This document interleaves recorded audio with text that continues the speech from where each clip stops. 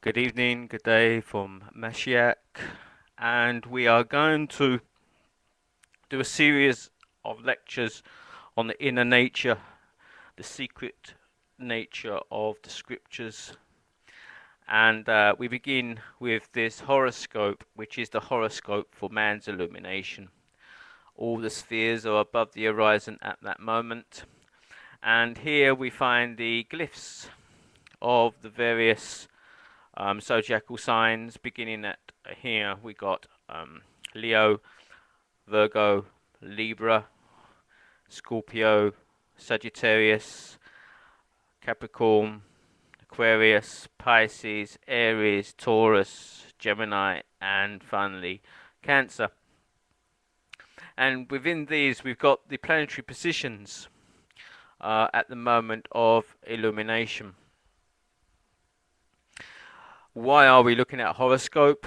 It's the only way to relay this information, the planetary spheres and the positions of them, for the moment of enlightenment. And this knowledge has been transferred to the scriptures itself. This is the beginning of knowledge. And this knowledge, the attainment of it, means the unity of the spirit of man with his body and soul. He becomes eternal. So this is the eternal knowledge. This knowledge is before the foundation of the earth. Now, we begin in the Bible with the ancient axiom of Hermes, as above, so below. This is the reason why what is above here, the planetary sphere positions, has its counterpart on the earth, where the recipient or the initiate unifies all these spheres for completion and the final stage of his spiritual development. And this we find also in the scriptures. But first we begin at Genesis. And we begin with the ancient axiom of Hermes, with a star. And this is a hexagram, 6 points of a star, known as the Key of Solomon. This Key of Solomon is constructed from the first page of the Bible, in the book of Genesis. And here we have at the first point here, representing the first day of creation. Let there be light. And this first day is opposite the fourth point, which represents the fourth day of creation. We are going in this manner, first, second, third, and fourth point. The fourth point represents the fourth day of creation, which is let there be light in the firmament. So as above, so below. This is how the star works at each point. The second day of creation is at the second point of the star. Let there be firmament in the midst of the waters, which is opposite the fifth point, which is let the water bring forth abundantly. And here we have the third day of creation, let the dry land appear, which is opposite the sixth day of creation here at the sixth point. Let the earth bring forth living creatures. And the seventh day of rest is put in the middle of the star. It's the day of Shabbat. From this star, which is found on the first page of the Bible in Genesis, reveals the esoteric, the inner nature of the whole Bible. Without understanding this, one cannot understand the rest of the scriptures. So we begin at the beginning, and here we have the first point of the star, which represents let there be light.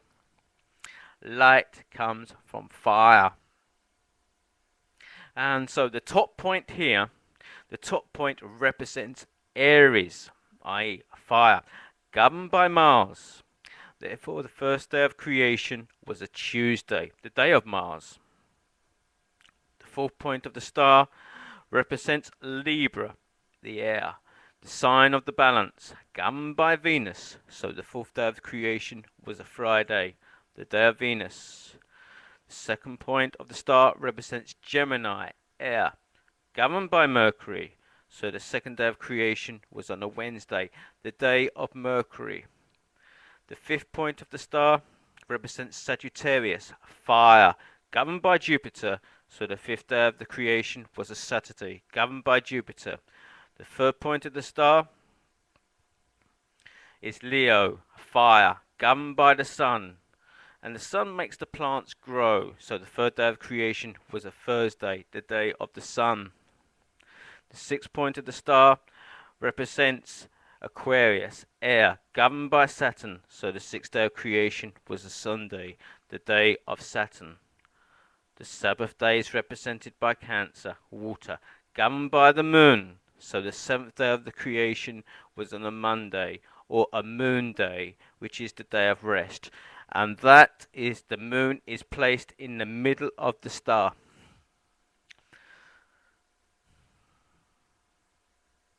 In terms of Judaism, the Shabbat day is on a Friday. In terms of Christianity, the day of rest is on a Sunday. Both these religions are wrong. The actual spiritual day of rest occurs on a Monday, as shown in the Torah and the first page of the book of Genesis, where we find the construction of the Seal of Solomon, the six-pointed Star of David. So this is the reason why we are looking at a horoscope, which is representative of the cosmos above. And we find this, the positions and the locations of the planetary spheres, described in the Torah itself by Moses. And we find this in an interesting chapter where Jacob meets Esau. And in many ways, this is the reconciliation of Aries, Esau, and Libra, Jacob. Now we find in the scripture, referring to the meeting of Jacob and Esau, that Jacob had divided up his camps in Genesis chapter 32, verse 7. So this means there is a separation of the planetary bodies in the zodiac. Jacob sends out 3 gifts, symbolic of 3 orbs. And these we find here.